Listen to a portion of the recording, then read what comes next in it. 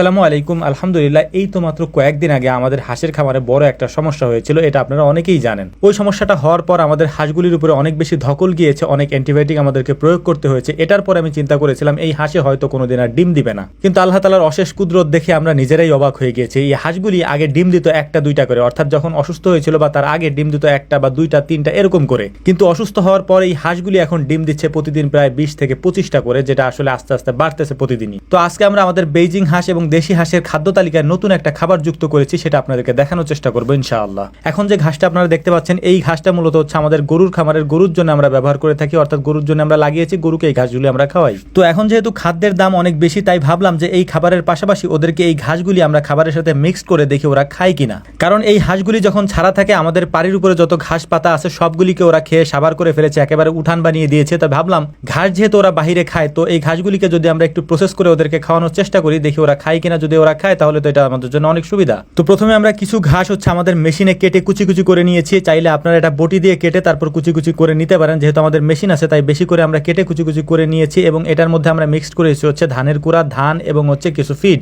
এর সাথে সাপ্লিমেন্টারি হিসেবে আমরা বাড়তি কিছু ক্যালসিয়াম দিয়ে দিয়েছি, যেটা ওদের প্রয়োজন এখন যেহেতু ওরা ডিম দিচ্ছে। এই সবগুলি উপাদান পরিমাণ মতো দিয়ে তারপর এটার মধ্যে পানি দিয়ে সুন্দর করে এটাকে আমরা মিক্সড করে দিয়েছি। তারপর এটাকে আমরা হাঁসের সামনে উপস্থাপন করার চেষ্টা করব, হাঁসগুলিকে ছাড়ার চেষ্টা করব এবং দেখব হাঁসগুলি আমাদের তৈরি করা এই নতুন খাবারটি খায় কিনা। যদি খায় তাহলে তো আমাদের জন্য অনেক ভালো একটা ব্যাপার। তো আলহামদুলিল্লাহ, হাঁসগুলি ছাড়ার সাথে সাথে দেখলাম যে ওই যে নতুন খাবারটা আমরা তৈরি করেছি, এই খাবারটা খুব সুন্দর করে ওরা খাচ্ছিল, যেটা দেখে আমাদের কাছে খুব ভালো লেগেছে। কারণ এই খাবারটা যদি ওরা খায় এখন নিয়মিত, তাহলে আমাদের খাদ্য খরচ অনেক অংশে কমে যাবে। তো যাই হোক, হাঁসগুলিকে ছেড়ে দিয়ে ওদের খাবার দিয়ে এখন আমাদের মূল কাজ হচ্ছে আমরা ডিমগুলিকে সংগ্রহ করার চেষ্টা করব।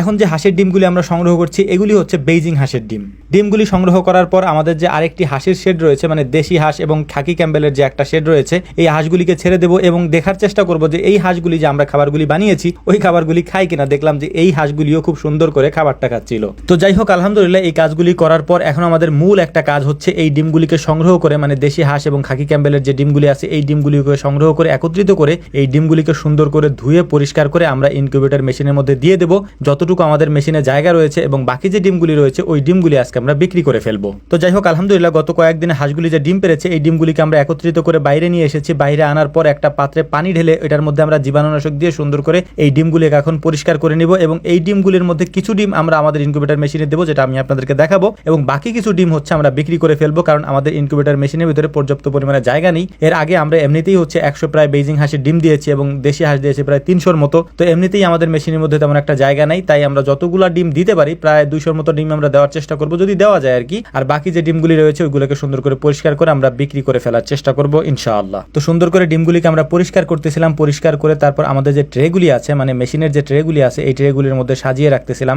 ডিমগুলিকে সাজাচ্ছিলাম। আর মনে মনে একটা চিন্তা করতেছিলাম, আর সেইটা হচ্ছে যে আল্লাহ তাআলার রহমত বা আল্লাহ তাআলার কুদরত বোঝার ক্ষমতা আমাদের মতো সাধারণ মানুষের মাথার মধ্যে কখনোই আসবে না। আমি ভেবেছিলাম এই হাঁসের খামারটি হয়তো আমাদের শেষের পথেই, কিন্তু আল্লাহ তাআলার পরিকল্পনা একেবারেই ভিন্ন ছিল। কারণ আমাদের এখানে আগে যে পরিমাণ ডিম হাঁসে দিত, তার থেকে এখন কয়েক গুণ বেশি পরিমাণে ডিম দিচ্ছে সব ধরনের হাঁসগুলি, অর্থাৎ বেইজিং হাঁস, দেশি হাঁস, যত ধরনের হাঁস আমাদের এখানে আছে সব ধরনের হাঁসগুলি আগের থেকে তুলনামূলকভাবে অনেক বেশি ডিম এখন দিচ্ছে, যা আগে এত পরিমাণে দিত না। এই জন্য আল্লাহ তাআলা শুকরিয়া আদায় করে নিচ্ছি। ইয়া রব্বি লাকাল হামদু কামা ইয়ানবাগি লিজালালি ওয়াজহিকা ওয়া আযীমি সুলতানিকা। তো আলহামদুলিল্লাহ, আমাদের ডিমগুলি সাজানো কমপ্লিট। এখন এই ডিমগুলিকে আমরা আমাদের মেশিনের মধ্যে দিয়ে হিসাবটা করে রাখতেছিলাম যে কত তারিখে এই ডিমগুলিকে আমরা আমাদের মেশিনের মধ্যে দিয়েছি। এটা দেওয়ার পর বাকি যে ডিমগুলি এখানে ছিল এই ডিমগুলিকে পরিষ্কার করে সুন্দর করে আমরা একটা পাত্রে রেখে দিচ্ছিলাম। এই ডিমগুলিকে মূলত হচ্ছে আমরা বিক্রি করে দেবো, কারণ এখন আপাতত আমাদের মেশিনে জায়গা নাই, যে কারণে হচ্ছে এই ডিমগুলিকে আমরা এখন দিতে পারতেছি না। পরবর্তীতে আগামী মাসে যখন মেশিনে জায়গা খালি হবে বা নতুন যদি মেশিন আমরা আনি, তখন এই ডিমগুলিকে আমরা দিয়ে দেবো ইনশাআল্লাহ। তো আমাদের জন্য দোয়া করবেন। আসসালামু আলাইকুম রাহমাতুল্লাহ।